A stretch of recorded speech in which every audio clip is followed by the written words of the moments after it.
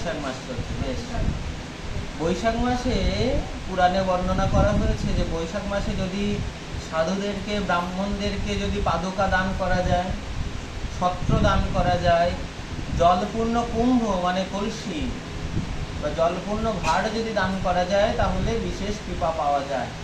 এগুলো পূর্ণ, এগুলো পূর্ণ সঞ্চয়। এগুলোর দ্বারা ভগবত মুক্তি লাভ হয় না, এগুলোর দ্বারা ভগবত মুক্তি লাভ হয় না, কিন্তু এগুলোর দ্বারা পূর্ণ হয়।